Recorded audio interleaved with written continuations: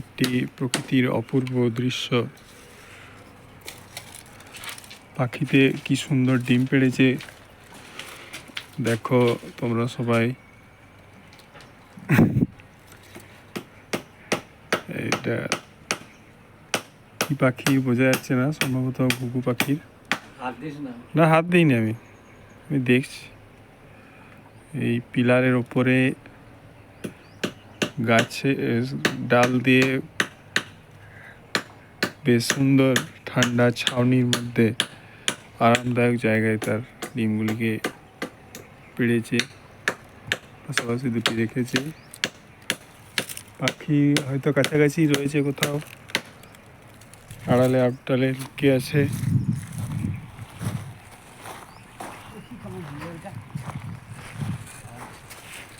সব গাছে নতুন পাতা গজিয়েছে। পাতা গজানোর সময় বসন্তকাল পেরিয়ে গ্রীষ্মকালের দিকে যাচ্ছে সময়। প্রত্যেকটা গাছে কত সুন্দর লাগছে। এটা যে সামনে উপস্থিত আছে সেই সবচেয়ে ভালো বুঝতে পারবে। এখানে সব চাষ হতো আগে, অতীতে চাষ করা হতো। এটা আমাদেরই সবগুলো জায়গা রয়েছে, সব ডোজার দিয়ে এগুলো জঙ্গল ছিল, তারপর জেসিবি দিয়ে কুড়িয়ে লেবেল করিয়ে এখন বর্তমানে এইগুলো রয়েছে। গাছগুলো এগুলো সব রয়েছে। আগেও আমি দেখিয়েছি, আগেও বলেছি।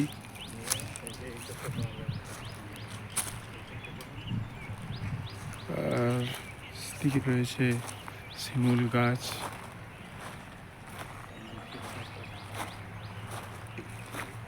সাধারণ অপূর্ব দৃশ্য, কিন্তু শান্তিপূর্ণ জায়গা। কিন্তু এখানে যদি রোজ কিছু অর্থকরী জায়গায় রূপান্তরিত করতে পারলে খুবই ভালো হতো। স্বপ্ন তো রয়েছে, ইচ্ছা রয়েছে সবাইকার। দেখা যাক ভাগ্য কতটা সাপোর্ট করে।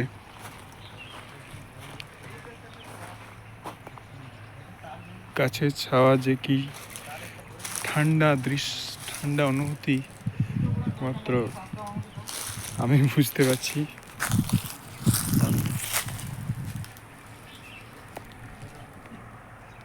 ওই দূরে রাস্তা, মেন রোড, আর এইদিকে বালিঘাট, এদিকে হাই টেনশন লাইন গেছে। খোলা আকাশ। আমাদের মফস্বল এলাকায় তো, শহর এলাকায় সচরাচর খুব কমই দেখা যায় এরকম মুক্ত বাতাসের এলাকা। দূষিত, সেখানে বাতাস দূষণে পরিপূর্ণ। কারখানার ধোঁয়া, দূষণ, গাড়ির ঘোড়ার ধুলো, বালি, কৃত্রিম আবর্জনা, পচনশীল জৈব বস্তু,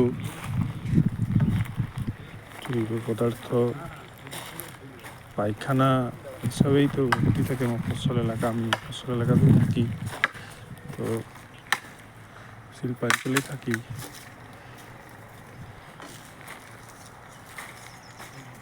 তো ভালো লাগে, তাই শেয়ার করলাম।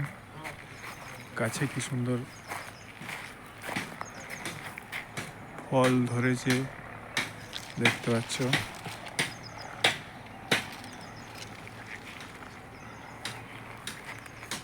একটি ডালে এই যে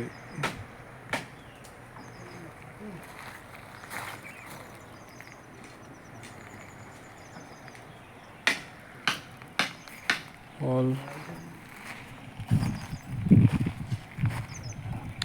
আম গাছে অনেক আম ধরেছে, ছোট ছোট করে আম ধরার সময় পরে বড় হবে, তারপরে আম আমরা খেতে পারবো। সমস্যা হচ্ছে এই আম চুরি হয় এখানে।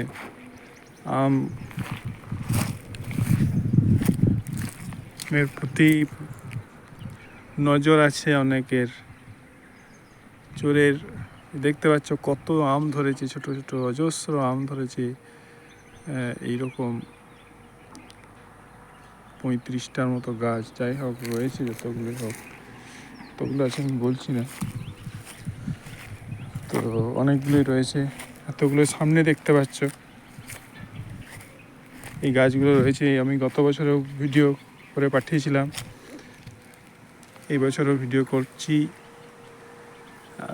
প্রত্যেকটা গাছে যে হারে আম ধরেছে সেটা সত্যি আশ্চর্যের একটা প্রকৃতির অদ্ভুত খেলা। এগুলো কোনো পয়সাও লাগে না, আম ধরাতে গাছ কোনো ট্যাক্সও নেয়নি। ট্যাক্স পয়সা এগুলো কেবল আমাদের মানুষের সমাজে লাগে, এগুলো এরা ফ্রিতেই দেয়। কেবলমাত্র সামান্য একটু পরিচর্যা করতে হয়, তাহলেই এত ফলন পাওয়া সম্ভব হয়।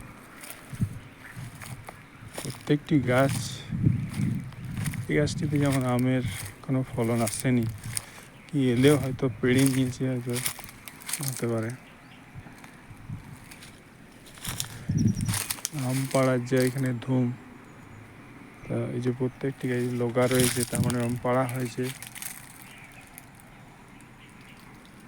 যেহেতু বেড়া নেই সেই কারণে সামনেই বালিঘাট, এবং বালিঘাটের এখান থেকে আসবার একটা সুন্দর ব্যবস্থা রয়েছে, যে কেউ ঢুকে যেতে পারে। এবং অনেকেই জানে এখানে আম গাছ রয়েছে এবং এগুলো দেখবার কেউ নেই।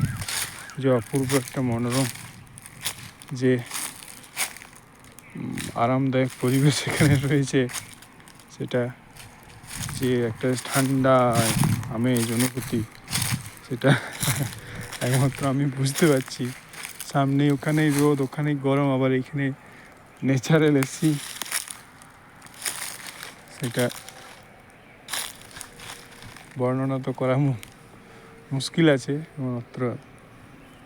কেবলমাত্র বোঝানোর চেষ্টা করতে পারি মাত্র। এই যে এখানে গাছে কত আম ধরেছে দেখো, এরকম প্রত্যেকটি গাছে ধরা উচিত, কিন্তু কি এগুলো সব হতে যদি দেয় তবেই তো। মানুষের হিংসা, রাগ, ক্ষোভ, যন্ত্রণা, এইগুলোই অভাব, অনটন, এইসবেই আমরা আমাদের এলাকায় পরিপূর্ণ। কোনো সৃষ্টিশীল মানসিকতার অভাব এখানে রয়েছে, কর্মীর অভাব, পয়সার অভাব, পরিকাঠামোর অভাব। এই অভাবের মধ্যে আমার যেমন কাজের ব্যবসা করেই খেতে হচ্ছে, কিন্তু অর্থের অভাবের ভুগছি। কাকে বলবো, কি বলবো, কেনই বা বলবো, কোথায় অভিযোগ করতে যাবো? সহ্য করা ছাড়া আর উপায় কি? চলে যাচ্ছে, কতদিন চালানো যায়। এইগুলো দেখতে ভালো লাগে, এইগুলো অল্প স্বল্প ছোটোখাটো ভালো লাগাগুলোকেই উপভোগ করার চেষ্টা করি। ছোটোখাটো step, small step make bigger achievement. ছোট ছোট পদক্ষেপের মাধ্যমে একটা বড় লক্ষ্যকে সম্পূর্ণ করা সম্ভব হয়। এইসব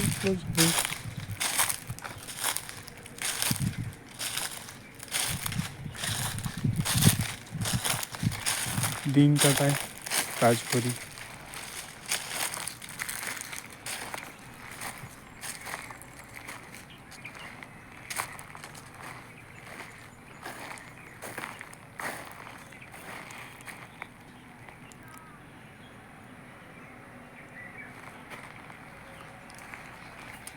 বিশাল শিশু গাছ রয়েছে, সুন্দর রাস্তা করা হয়েছে।